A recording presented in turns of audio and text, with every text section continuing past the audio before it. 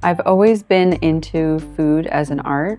I decorated my own cakes as a kid. I loved piping designs with the frosting.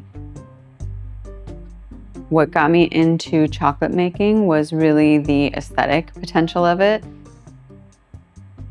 When I first learned what could be done with cocoa butter to make little paintings on chocolate, I was totally enamored.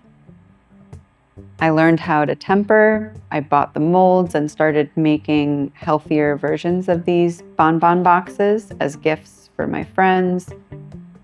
I found very quickly that this was the kind of challenge that would keep me endlessly fascinated, and so began my journey with chocolate. My name is Carina Paliocha, and I'm the owner of Third Bean, an artisanal chocolate company in the Hudson Valley, just north of New York City.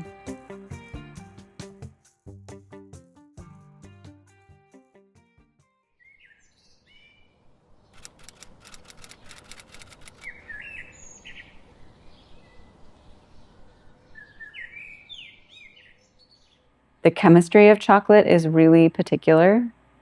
Cocoa butter, the fat in the cocoa bean, behaves unlike any other ingredient. Working with this ingredient is a way for me to stay present and appreciate the beauty of the process.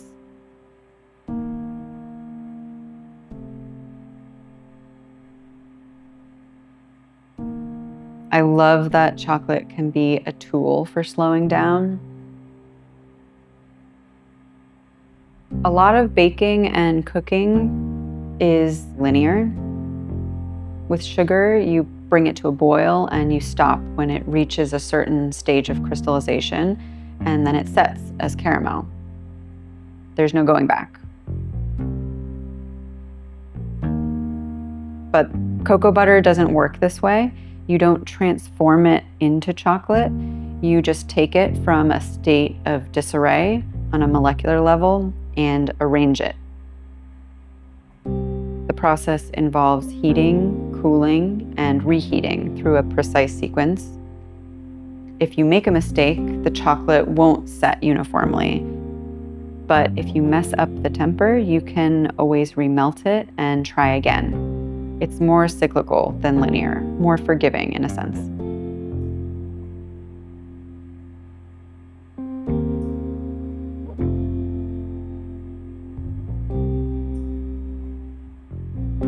I have a lot of help from my loved ones and my community, but there's something profound about taking full responsibility for something. It's humbling.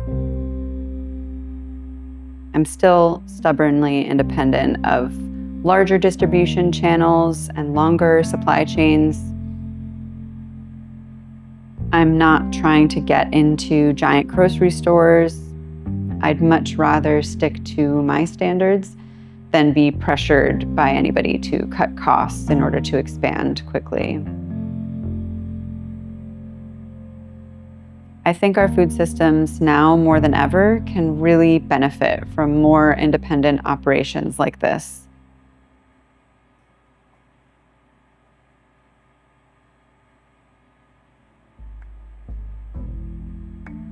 The bonbons are built backwards. We start by polishing the polycarbonate mold so there are no streaks or fingerprints.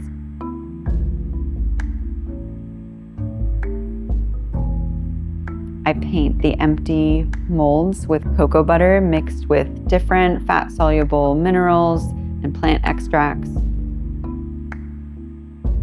Each color has to be tempered before it's painted on.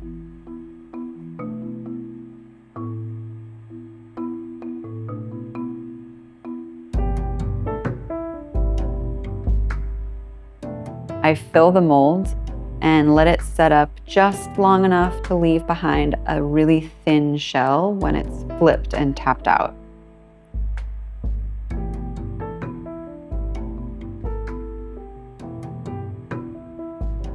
Fillings like spiced nut butters and maple sweetened ganaches are then piped into the shells.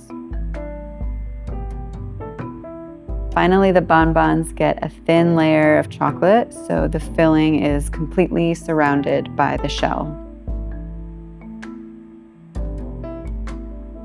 It's the most time-intensive thing I make, but it's also the most beautiful.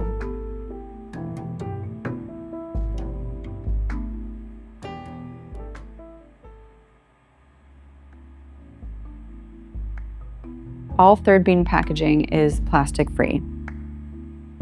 The bonbons come in an all-paper box with dividers folded by hand from flat sheets. Recyclable and compostable materials can't be pre-shaped the same way plastic can, so even though the material cost is similar to a plastic insert, they can take around 40 times as long to put together. Corporations are the cause of 99% of the environmental crises we're facing right now. I see businesses as responsible for spearheading sustainability initiatives, not consumers.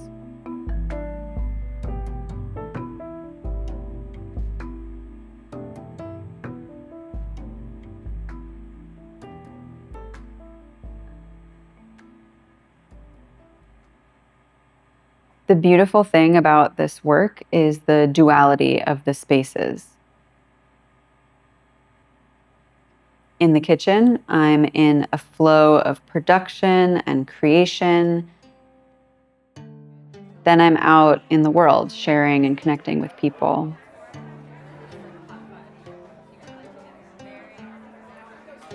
Letting people taste what you make and what you love to eat. It's just such a simple pleasure, and it brings me so much joy.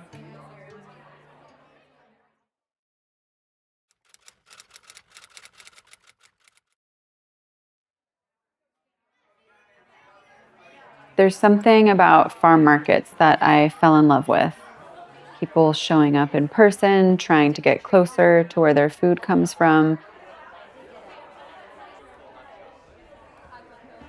I really believe showing up and sharing this space with people is bringing us closer to the artists that make the things we use and consume.